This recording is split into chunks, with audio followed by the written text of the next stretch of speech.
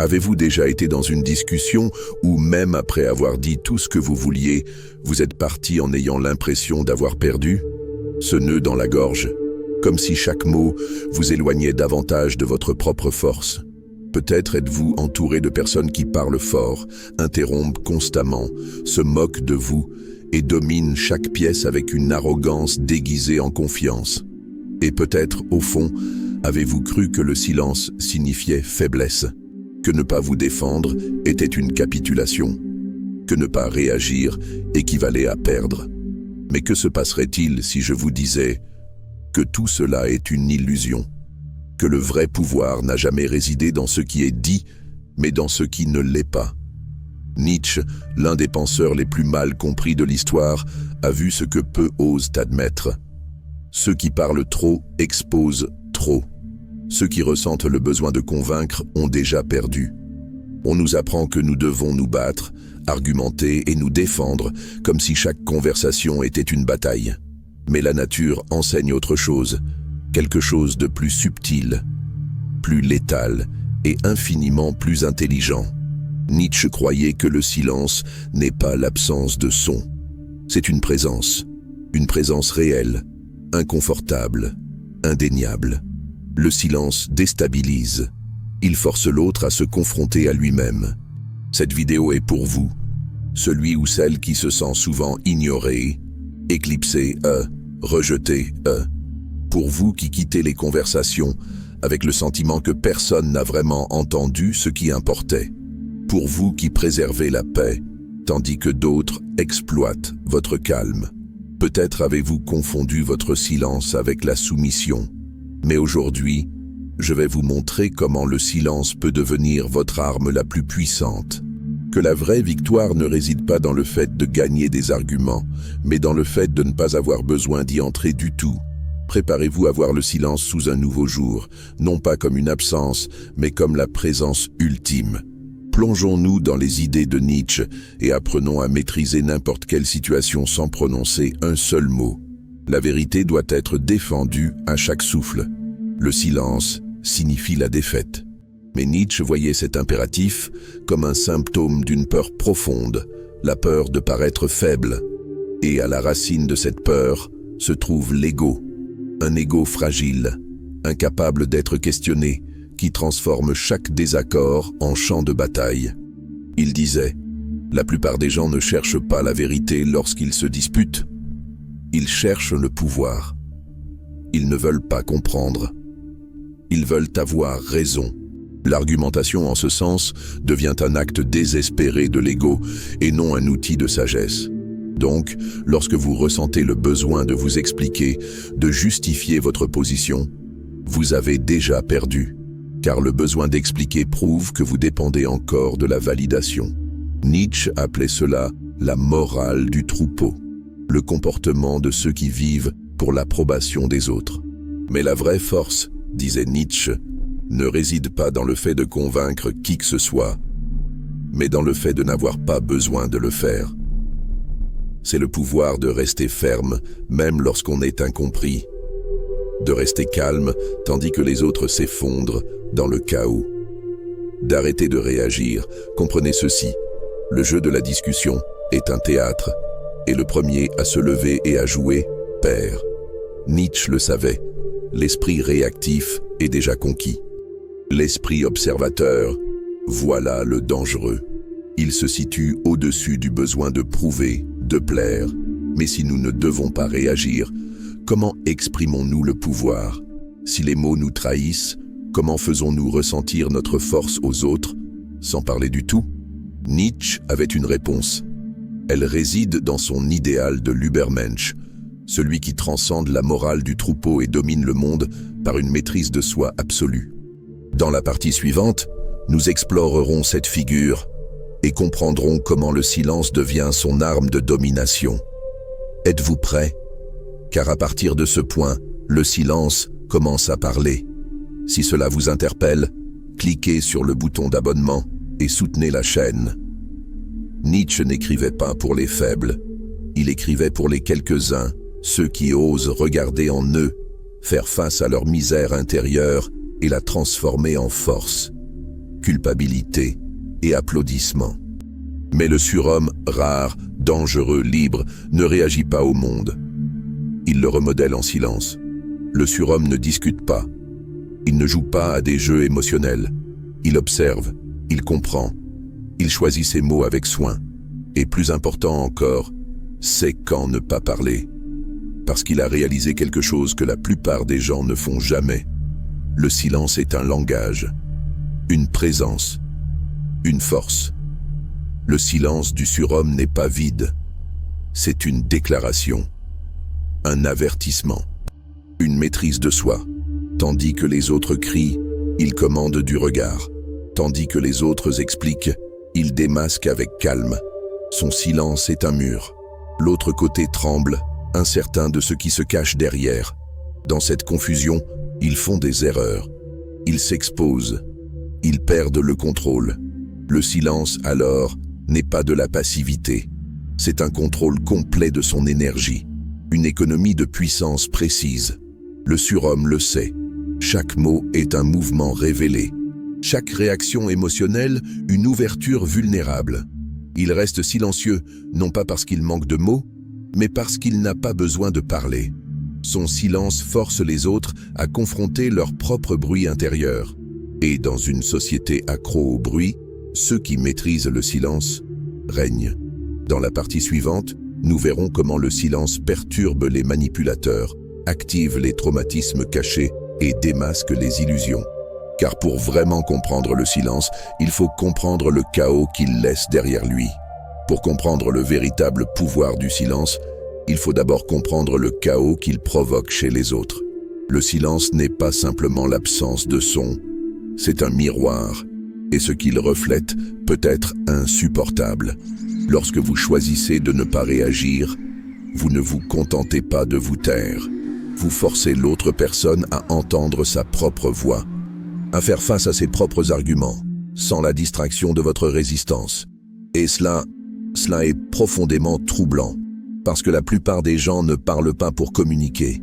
Ils parlent pour se protéger, pour combler le vide, pour protéger l'espace vide entre ce qu'ils disent et qui ils sont vraiment. Ce déguisement commence à tomber. La psychologie sociale le confirme.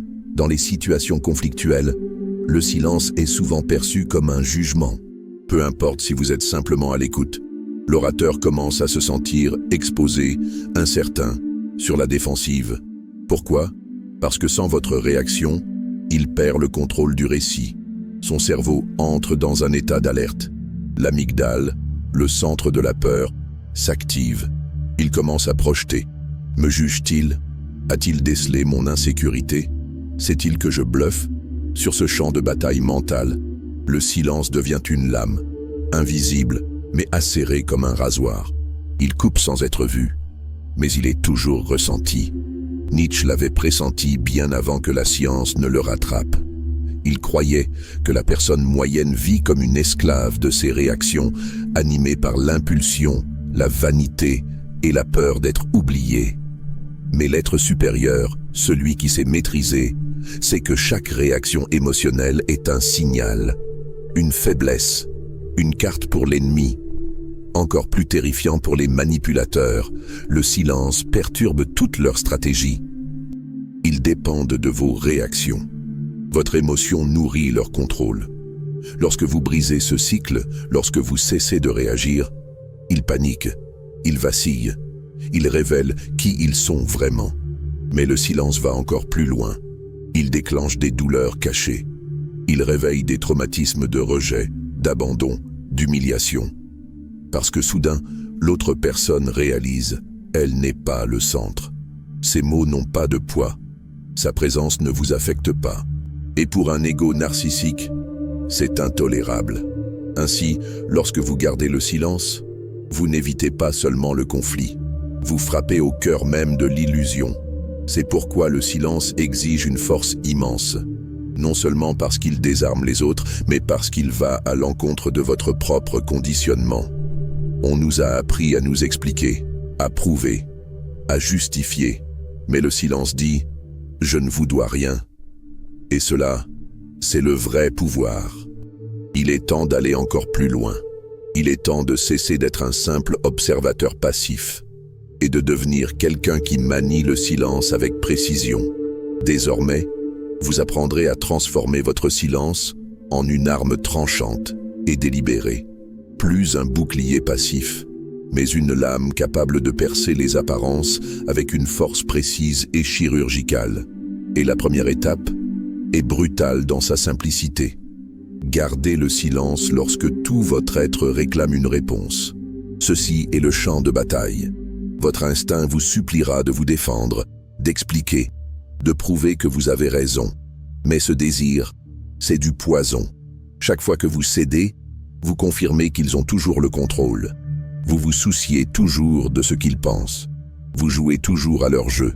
Le vrai silence ne naît que lorsque le besoin d'être compris meurt. Lorsque vous réalisez, vous ne devez aucune explication. Vous ne devez aucune justification. Votre vérité n'a pas besoin d'être dite pour exister. La deuxième arme est l'observation. Tandis que les autres se précipitent pour parler, vous écoutez. Non pas comme quelqu'un qui attend son tour de répondre, mais comme un chasseur qui écoute la forêt. Vous entendez les peurs cachées entre les lignes. Vous détectez les contradictions. Vous sentez l'insécurité derrière leur arrogance et vous enregistrez tout cela. Car lorsque vous parlerez, si vous parlez, ce sera avec la précision de quelqu'un qui possède déjà le terrain émotionnel. La troisième arme est le temps. Laissez le silence planer. La pause, c'est la tension. La pause, c'est le pouvoir. Pendant que l'autre attend votre réaction et qu'elle ne vient pas, quelque chose se brise en lui. Son esprit s'agite pour combler le vide, avec des suppositions, des doutes, des peurs. Et un simple regard de vous, accompagné du silence, peut frapper plus profondément que 10 phrases soigneusement choisies. La quatrième arme est l'imprévisibilité. Le silence vous rend illisible, et l'illisible est toujours craint. Les gens ne savent plus à quoi s'attendre de vous. Ils deviennent prudents. Ils commencent à mesurer chaque mot. Vous inversez la logique du pouvoir. Vous passez de réactif à magnétique, centre de gravité. À ce niveau, le silence n'est plus absence, c'est domination. Mais attention, le silence n'est pas passivité. Nietzsche n'a jamais prôné la faiblesse. Le silence dont nous parlons est intentionnel. Ce n'est pas de l'évitement, c'est du positionnement. Vous ne retenez rien, vous vous préparez, vous choisissez, vous gardez votre énergie comme une épée brandie. Et quand le moment arrive, quand le silence a déjà tout dit ce qui devait être dit, vous parlez. Une phrase, une vérité précise, indéniable. Non pas parce qu'elle est forte, mais parce qu'elle est définitive. Mais maintenant, nous devons faire face à quelque chose de plus inconfortable.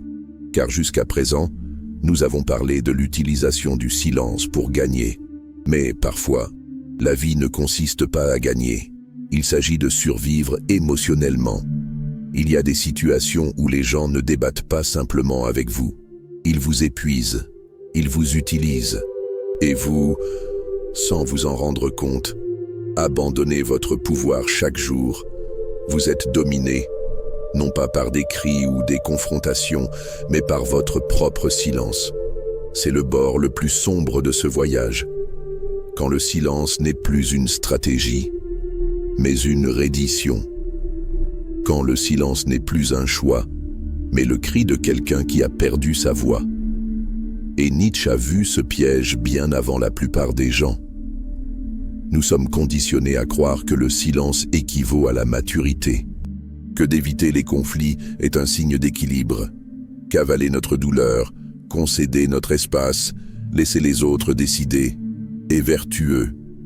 Mais que se passerait-il si je vous disais que cela pourrait être un mensonge, que ce silence, si souvent loué, pourrait en réalité être de la soumission, déguisée en paix? Car parfois, ce que vous appelez harmonie n'est que votre reddition domestiquée.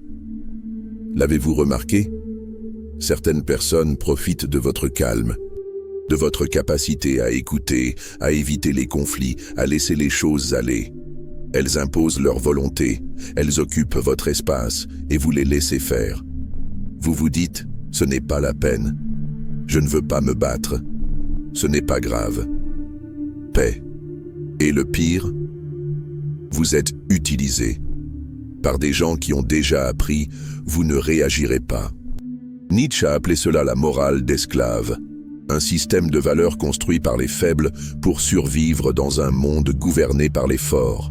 C'est une morale de culpabilité, d'abnégation, d'être gentil. Un code invisible qui vous apprend à vous rétrécir et à en être fier. Mais Nietzsche n'a pas écrit pour ceux qui se résignent, il a écrit pour ceux qui osent briser ces chaînes, pour ceux qui réalisent qu'ils sont utilisés et décident de cesser de participer à leur propre soumission. Car lorsque vous acceptez ce type de silence, celui qui vous engloutit de l'intérieur, vous abandonnez votre pouvoir sans même vous en rendre compte. Vous commencez à être façonné par les attentes des autres. Vous cessez d'être vous-même. Vous devenez ce qu'ils veulent que vous soyez. Et ceci est l'opposé de ce que Nietzsche appelait la volonté de puissance. Car la véritable volonté de puissance ne consiste pas à crier, pas à dominer les autres. Il s'agit de se dominer soi-même, il s'agit de reprendre possession de sa présence. Ne pas rester silencieux parce que vous avez peur, mais parce que vous savez que vous ne devez aucune explication à personne. Ce genre de silence, celui né de la peur, doit mourir. Et à sa place, doit s'élever un nouveau genre de silence. Le silence de la présence. Un silence qui ne plie pas, qui ne supplie pas, qui ne s'excuse pas d'exister. Un silence qui se tient au milieu du chaos et sans un seul mot, change tout. C'est le silence que Nietzsche respecterait. Le silence de quelqu'un qui est devenu maître de lui-même. Alors comment y arriver ? Comment cesser d'être manipulé et devenir le maître de sa propre présence? Comment tuer la morale du troupeau qui vous a été implantée et renaître comme quelqu'un qui inspire le respect, même dans le silence? La réponse réside dans l'idée la plus puissante de Nietzsche, l'Übermensch. Nous en avons parlé, il est maintenant temps de le devenir. Car le monde n'a pas besoin de plus de bavards, réagissant, expliquant ou suppliant d'être compris. Le monde a besoin de gens qui maîtrisent le silence et qui règnent grâce à lui. Et voici la vérité que vous devez absorber avec chaque fibre de votre être. Le silence n'est pas absence. Ce n'est pas un espace entre les mots. Ce n'est pas le vide. Le vrai silence est présence. C'est la maîtrise de soi. C'est le signe le plus clair que vous ne réagissez plus au monde. Vous le façonnez par votre simple existence. Nietzsche n'a jamais écrit pour ceux qui se contentent de survivre. Il a écrit pour ceux qui cherchent la transcendance, pour ceux qui sont prêts à arracher les masques que la société leur a imposés, même si cela fait mal, même si cela coûte cher. Car le silence de l'Übermensch n'est pas le silence de l'opprimé. Ce n'est pas le silence du lâche. C'est le silence du guerrier. Un guerrier qui a déjà gagné, avant même que la bataille ne commence. C'est l'immobilité de quelqu'un qui n'a plus besoin de rien prouver à personne, parce qu'il sait qui il est, et plus important encore, il sait ce qu'il mérite. Alors maintenant, regardez votre vie, soyez honnête. Combien de fois êtes-vous resté silencieux par peur? Par culpabilité? Juste pour éviter de déranger les autres? Combien de fois avez-vous laissé quelqu'un parler pour vous? Décider pour vous? Piétiner votre vérité? Assez. Nietzsche dirait, vivre ainsi est une offense à la vie même. Accepter ce genre de silence, c'est se trahir soi-même. À partir d'aujourd'hui, votre silence doit changer de ton. Il ne doit plus être une évasion. Il doit devenir un rugissement silencieux, une limite, une déclaration, une affirmation vivante de qui vous êtes, même si personne ne comprend. Parce que vous n'existez pas pour être compris, vous existez pour être vécu. Et ça demande du courage. Avez-vous ce courage? Alors écrivez-le ci-dessous. Commentaire. Je choisis le silence qui inspire le respect. non seulement pour que je sache que vous êtes arrivé jusque-là, mais aussi pour que vous puissiez affirmer cet engagement envers vous-même. Car les mots ont toujours du pouvoir, même lorsqu'ils concernent le silence. Et n'arrêtez pas là. Vous, plus loin, au-delà de ce que vous avez appris aujourd'hui. Regardez-le, non pour moi, mais parce que vous méritez d'aller plus loin. Et rappelez-vous, les faibles crient, les forts restent silencieux, les sages choisissent quand.